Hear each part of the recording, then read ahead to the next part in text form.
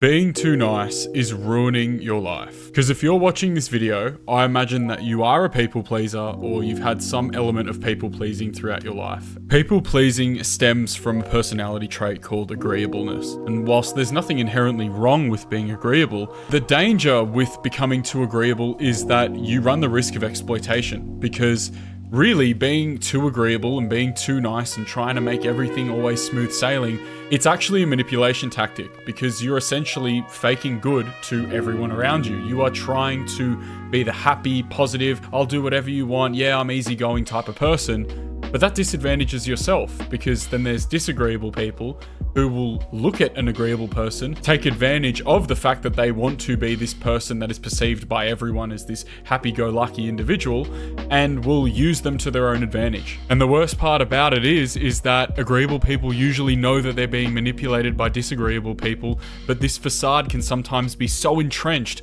where it feels literally impossible to be able to say no because that has been your method of coping for so long. Being too agreeable also has the disadvantage where economically you could be at a higher rate of experiencing financial hardship, or compared to disagreeable people, you actually have lower income earnings on average because you're less likely to get promotions, and you're also less likely to negotiate a deal to get a better salary because agreeable people, like I said, want everything to be smooth sailing. They don't want to have any type of conflict. And so there's actually a really simple solution in being able to mitigate this shortcoming of being agreeable. And we can mitigate that through assertive communication.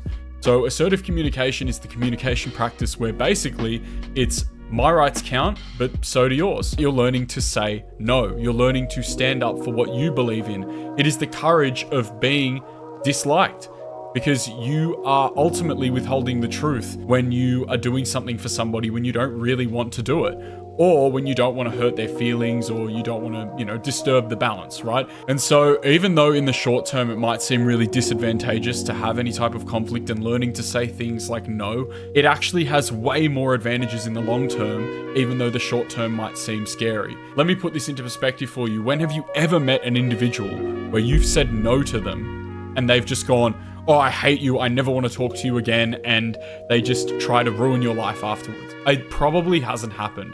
And even if it has happened, say, and that's the worst case scenario, why the hell would you even want to be around these people? Why would you even want to know these people or be in that environment? And so instead of having your happiness at the mercy of others and always trying to do things for other people, take control of your own happiness, because you're the only one who can create happiness in your own life. I can't do it for you. No self-improvement video on the internet can do it for you, and certainly not appeasing other people, because the more you try to appease others and neglect yourself, you'll only end up being the sore loser in the end. Now get off YouTube and go and do what you need to do to become who you were born to be.